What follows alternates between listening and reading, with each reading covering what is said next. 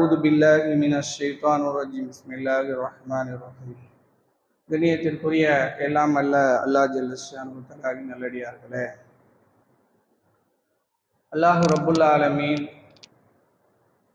மூமின்களை பார்த்து சொல்லுகிற போது ஃபஹதரு யா அய்யுஹல்லதீன ஆமனு, ஈமான் கொண்டவர்களே, ஹுது ஹித்ரகும் ஃபன்ஃபிரு, நீங்கள் எச்சரிக்கை உணர்வை எடுத்துக்கொள்ளுங்கள், எப்பொழுதுமே ஒரு பாதுகாப்பான எச்சரிக்கை உணர்வோடு நீங்கள் இருங்கள் என்று அல்லாஹ் சொல்லுகிறான்.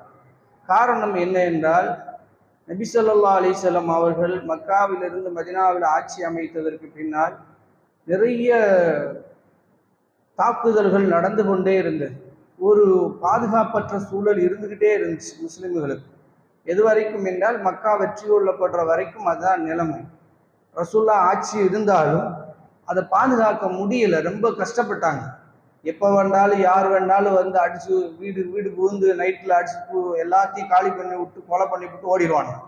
ரசூலுல்லாஹ் தேடி பிடிக்கணும்னா அது முடிஞ்சு போயிடும். இப்படி தான் இருந்தது. இந்த காலகட்டத்தில் தான் அல்லாஹ் சொல்லுகிறான், ஹுது ஹித்ரகும், நீங்கள் உங்களை எச்சரிக்கை உணர்வை எடுத்துக்கொள்ளுங்கள் என்று அல்லாஹ் சொல்லுகிறான்.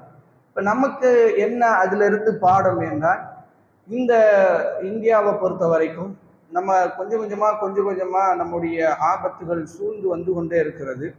அதில் குறிப்பாக இப்பொழுது பலஸ்தீனுக்கும் ஈரானுக்கும் இஸ்ரேலுக்கும் இடையில் நடந்த யுத்தத்தில் ஒரு தெளிவு நமக்கு கிடைச்சிருக்கிறது. யூதர்கள் மீண்டும் விரண்டோட ஆரம்பித்திருக்கிறார்கள். யூதர்களுடைய விரண்டோடுதல் என்பது மற்றவர்களுக்கு வேண்டால் ஒன்று அது தோல்வி மனப்பான்மையில் எடுத்துக்கொள்ளலாம், அல்லது அவர்களுக்கு அது ஒரு செய்தியாக இருக்கலாம். ஆனால் முஸ்லிம்களை பொறுத்த வரைக்கும் விரண்டோடுதல் என்பது அவர்கள் எதை நோக்கி பயணிப்பார்கள் என்பதற்கு பாடம் இருக்கிறது.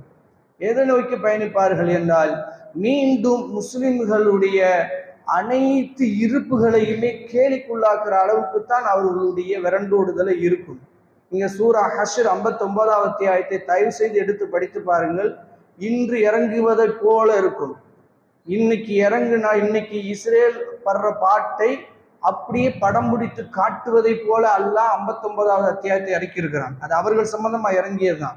அவருடைய வீடுகள், அவருடைய கோட்டைகள், அவருடைய கொத்தளங்களை எல்லாம் எப்படி சிதைச்சோம் என்பதை அல்லாஹ் சொல்லுகிறான். அவர்கள் இந்த 70-80 வருஷத்துக்குள்ள எவ்வளவு பெரிய ராட்சச கோட்டைகளை கட்டியிருக்கார்கள் பாருங்க. இப்ப எல்லாத்தையும் இழந்து விரண்டு ஓடுறாங்க. அப்படி விரண்டு ஓடுபவர்கள் எங்க நோக்கி போவாங்க? எல்லாம் சைப்ரஸ் போறாங்கன்றாங்க. அல்லாஹ் புரிந்து கொள்ளுங்கள், இந்தியாவுக்கும் அவர்களுக்கும் ஒரு லிங்க் இருக்கிறது. இந்தியாவில் அபினவ் பாரத் என்ற ஒரு அமைப்பு